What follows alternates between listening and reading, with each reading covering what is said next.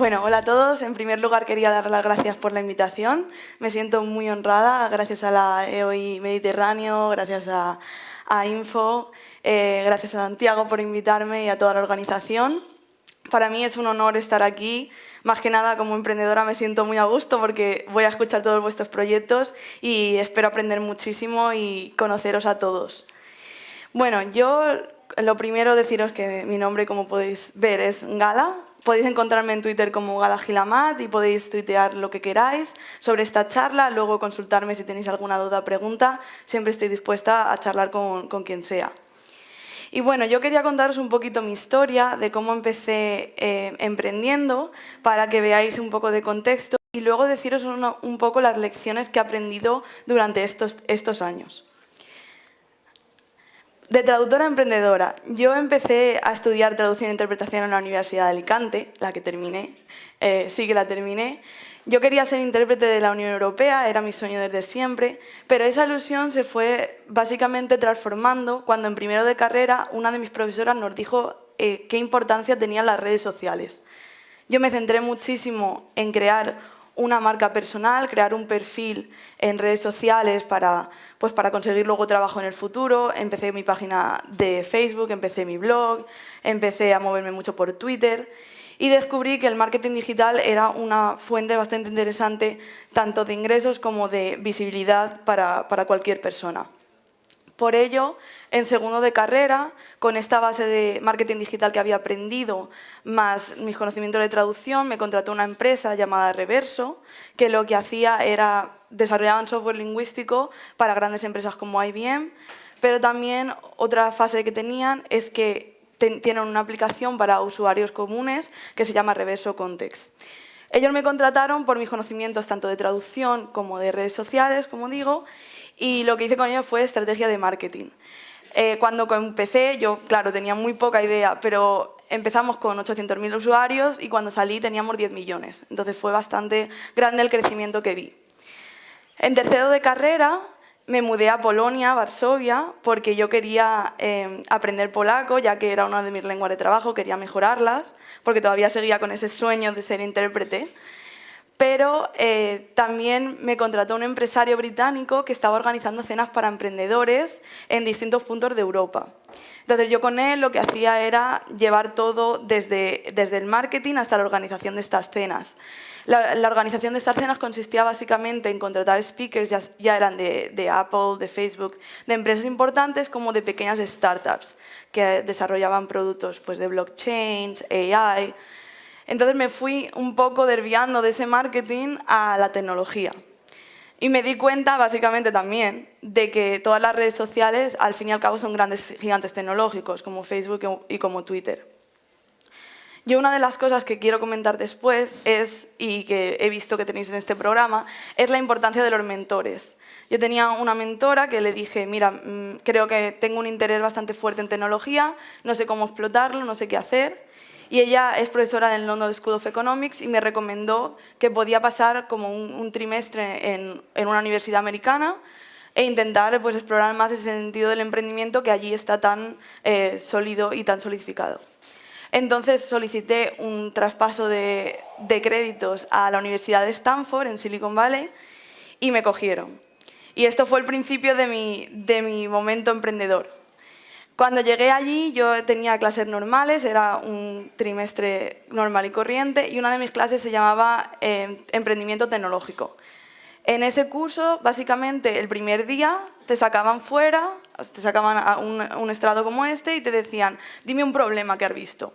Entonces, luego el profesorado y con los compañeros elegían 5 problemas de los que se iban a trabajar y a partir de eso se organizaban equipos de ingenieros, gente de marketing, gente de business development, se ponían juntos y se salía de idea hasta la validación de esa idea y posteriormente poder hacer un MVP, que es un Minimum Viable Product.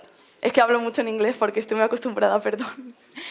Luego, como digo, estuve haciendo ese curso, pero claro, al fin y al cabo era una clase.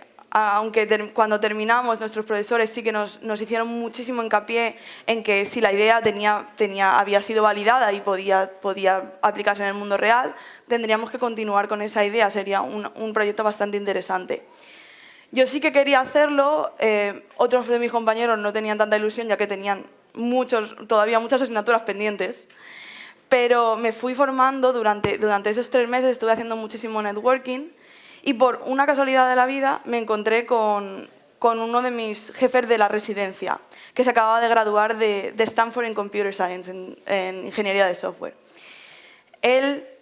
Hablé con él, le conté mi proyecto, le gustó bastante y entonces después se hizo mi cofundador. Así es como empezó mi startup. Mi startup se llama, como veis ahí, Yellowfinch, y la idea surge de lo siguiente. Yo viví un problema, como ha dicho Santiago, yo soy de Alicante. En Alicante normalmente tenemos una temperatura muy buena y cuando vivía en Polonia fue un invierno bastante duro. Entonces hubo una gran nevada que hizo que un edificio cerca de donde yo vivía se colapsara. Esto me marcó bastante, no solo a mí, también a la comunidad. Por suerte no hubo ninguno muerto, pero hablando con mis amigos polacos vi que pasaba frecuentemente y me sorprendió bastante. Entonces pensé que por qué no había alguna solución como un sistema de monitoreo que podíamos poner en esos edificios. Pues eso fue más o menos de la idea a la que surgió Yellowfinch, mi startup. Yellowfinch, cuando luego desarrollamos ese producto con mis ingenieros, lo que es en sí son unos sensores de Internet de las cosas que lo que hacen es que hacen un monitoreo de la salud estructural de los edificios. Es decir, podemos detectar cómo está el edificio en tiempo real y si hay algún problema, por ejemplo, grietas, hay demasiado peso, podemos detectarlo, alertar al cliente y luego poner en contacto con las personas indicadas para solucionar ese problema. Aparte, luego vimos una segunda aplicación que es con los datos en tiempo real que recopilábamos a través de los sensores, más recopilando datos de otras fuentes, como por ejemplo meteorológicas de la NASA, y aplicando Machine Learning podíamos predecir cómo diferentes estructuras iban a sufrir a lo largo del tiempo, ya sea por la localización, ya sea por si había muchas nevadas en esa zona. Y como os podéis imaginar, estos datos son de gran valor para organizaciones gubernamentales. Por ejemplo, si va a haber alguna nevada, saben qué edificios van a estar más afectados y pueden llevar ayuda más fácil. También para aseguradoras, ya que pueden calcular fácilmente el precio que va a costar, sabiendo si el edificio se va a deteriorar más o menos. Y esa fue la idea con la que nos quedamos al final. Y bueno, ha sido un viaje increíble. Esto fue a finales de 2016, cuando estaba yo en Silicon Valley. Luego tuve que volver a España, ya que me quedaba un año de carrera y decidí terminarlo. Pero luego, en junio, cuando me gradué, volví allí. Nosotros estuvimos trabajando todo este tiempo a distancia con mis ingenieros y cuando volví me centré básicamente en la startup. Con la startup hemos conseguido varios logros, tenemos un prototipo y sobre todo el logro más importante que tenemos es lo que pongo ahí, que es que entramos en un programa de aceleración de Nasdaq, que es la bolsa más tecnológica, donde hay muchísimas empresas como Tesla, por ejemplo. Y el programa en sí eran 3 meses como una aceleradora. Nos daban mucho lo que habéis hecho vosotros, básicamente, nos daban muchos mentores. Lo único bueno de este programa, que nos ha dado mucho marketing y mucho potencial, es que la graduación, claro, Nasdaq está tanto en San Francisco como en Nueva York. La graduación la hicimos, cerramos el mercado en Times Square y pusieron nuestras fotos en Times Square, lo que dio un marketing tremendo a la empresa. Y así ha sido un poco mi camino emprendedor. Con esa base quiero partir para contaros las lecciones que yo he aprendido al emprender. Y ahí van. Lo primero es que el equipo es todo. Creo que ya lo sabéis porque me imagino que tendréis un equipo, pero aquí quiero recalcar varias cosas. En primer lugar, los cofundadores. Los cofundadores son clave para el éxito de vuestra startup. Sin ellos no podéis hacer básicamente nada. Es muy difícil sacar una startup adelante, ya que no todos tenemos el conocimiento necesario para ciertas habilidades que se requieren. Para mí lo más importante en un cofundador es esa frase que pongo ahí. Las habilidades son baratas, pero la pasión no tiene precio. Desde luego, como CEO de mi startup y soy la persona que ideó más o menos, que tuvo ese problema y esa realización, esa idea brillante, más o menos, no puedo decir que alguien vaya a tener la misma pasión que yo. Sería bastante poco probable porque es como mi bebé. Pero tuve mucha suerte. Os pongo el ejemplo de mi cofundador. Mi cofundador, como os he dicho, él se graduó de la Universidad de Stanford y lo hizo a través de una beca cuyos patrocinadores era una familia que habían perdido a su hijo pequeño con otros 23 profesionales, jóvenes profesionales, en un derrumbamiento de un edificio. Entonces, para él, este proyecto era mucho más que simplemente una idea de negocio. Era algo que él quería hacer para, de una forma, pagar de una forma simbólica a esta familia por haber confiado en él y darle ese dinero para poder pagar sus estudios. Entonces, eso es para mí, una de las claves cuando busquéis a alguien en el equipo. Ya no es solo habilidades, gente buena, vais a encontrar millones, pero gente que se apasione por lo que estéis haciendo va a ser la clave para el éxito o el fracaso de la startup. Luego, otra cosa que he aprendido también son las cualidades. Cuando estás en un equipo, una de las cosas que yo veo a menudo es que se juntan 5 personas y las 5 son de marketing. Esto no tiene mucho sentido, sobre todo no es práctico al principio. Es mejor que las habilidades pues, se compenetren. Y yo lo hablo desde mi punto de vista y desde mi experiencia personal, que yo he sido la que, como os he dicho, mi startup, si lo veis, tiene 2 partes, tiene tanto el software como el hardware. Y hubo un momento en que mi equipo era yo cargándome de la parte de desarrollo de negocios y de marketing, porque no soy técnica, y luego tenía a 3 ingenieros de software, cuando necesitamos claramente a alguien de hardware y no necesitamos tanta gente de software. Entonces no tenía ningún sentido y era una pérdida de tiempo y de tener un equipo que no era lo que necesitábamos en el momento.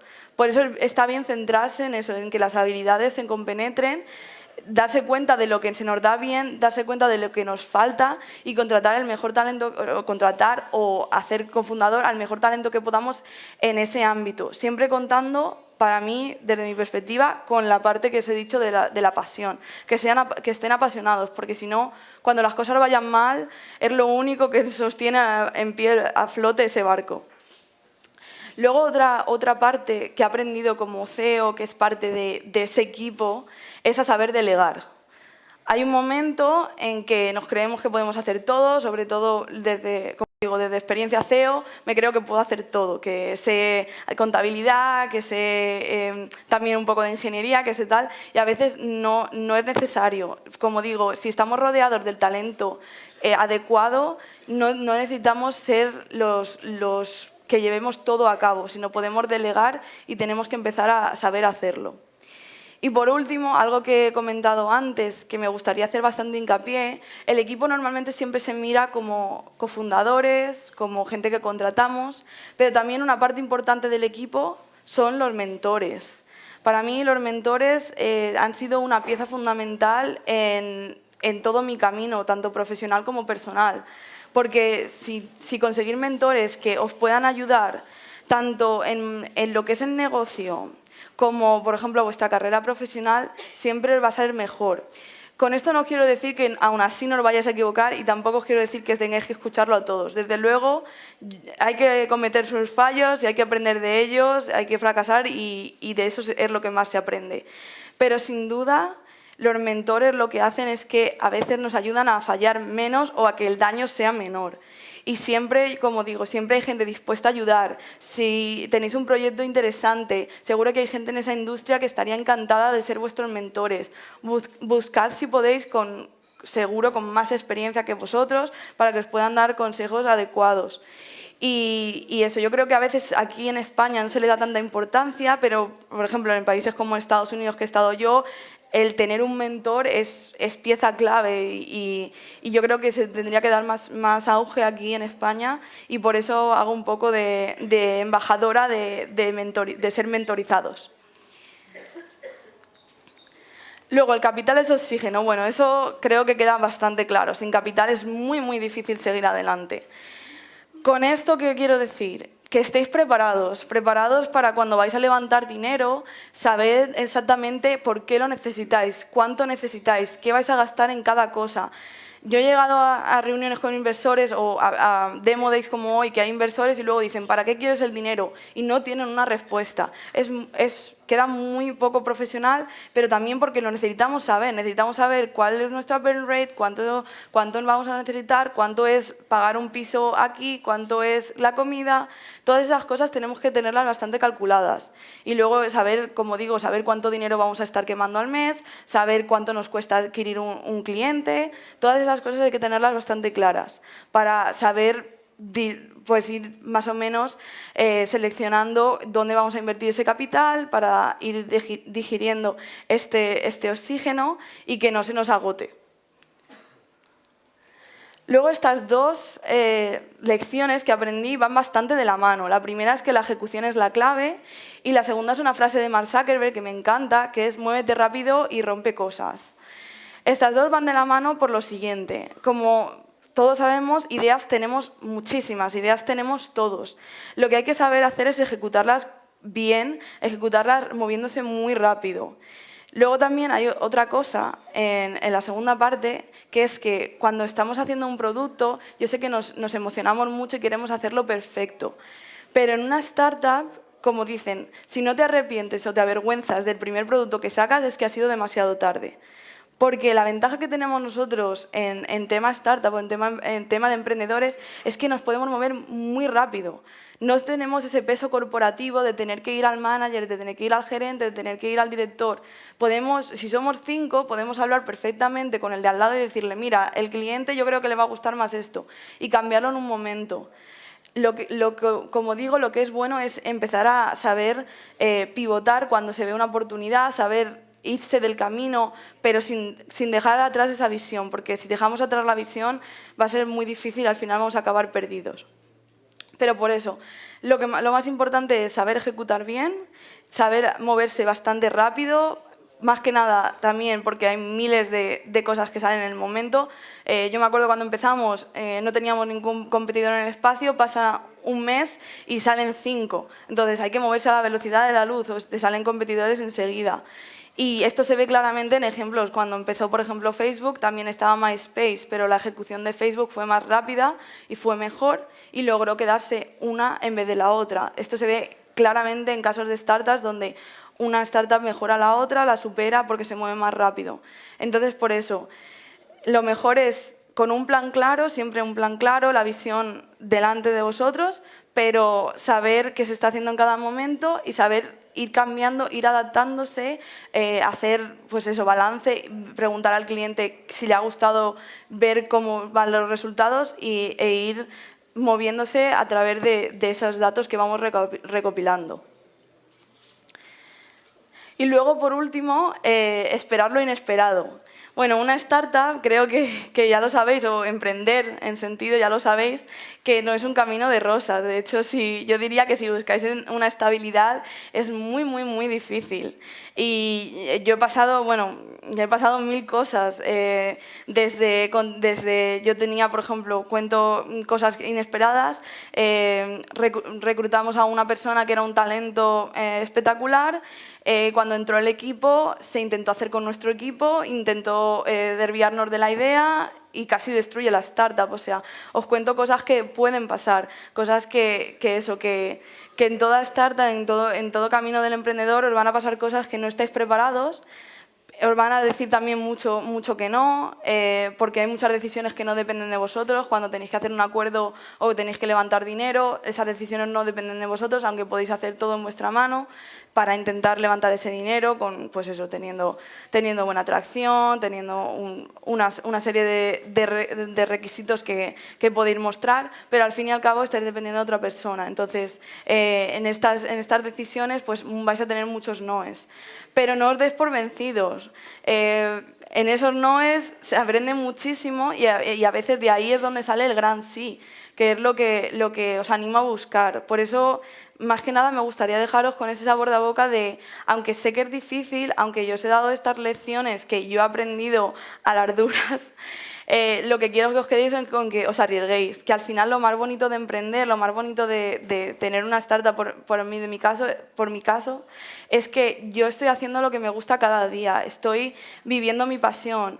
eso no lo puede decir todo el mundo. Si no fuera por esto, desde luego, nunca hubiera hecho los sacrificios que he hecho durante toda esta trayectoria, porque, como digo, es lo que de verdad quiero hacer. Estoy haciendo algo que me realiza como persona, que me gusta, que considero que es beneficioso. Y puedo ser, como se dice, mi propia jefa también, que también me gusta mucho esa libertad que te da.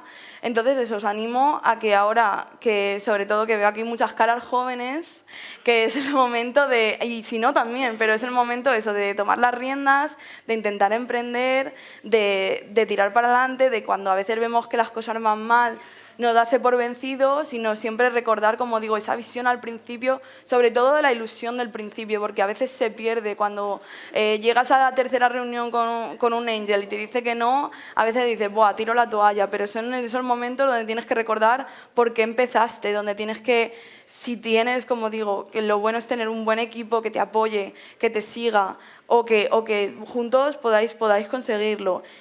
Y os quiero dejar con una frase de Richard Branson, que dice: no aprendes a caminar siguiendo las reglas, aprendes haciéndolo y cayéndote. Por eso os digo que, más que nada, deciros que en el camino del emprendimiento no hay nada, no hay GPS, no hay nada señalado. Estáis un poco a la deriva, pero podéis llegar a tierra firme fácilmente si seguís con perseverancia, con vuestra pasión, con trabajo duro, como digo, sabiendo cuándo pivotar, cuándo seguir para adelante. Son muchas cosas, pero de verdad que merece la pena, sobre todo, como digo, porque podéis vivir de la forma que vosotros queréis, y creo que eso es lo más importante que alguien pueda hacer. Y bueno, espero que os haya inspirado un poco y que os haya motivado. Me gustaría ahora mismo abrir una ronda de preguntas, por si tenéis alguna inquietud, duda que os surja y que me queréis preguntar. Y si no, como digo, siempre me podéis contactar a mi mail gadagilamat@gmail.com. Si no, en las redes sociales me podéis encontrar fácilmente. Soy una persona que le encanta ayudar a la gente, porque a mí me han ayudado en el pasado y yo creo mucho en Pay It Forward, o sea que todo lo que pueda hacer para ayudaros estaré encantada y a vuestra disposición. Así que eso, muchísimas gracias y emprendiendo que el gerundio.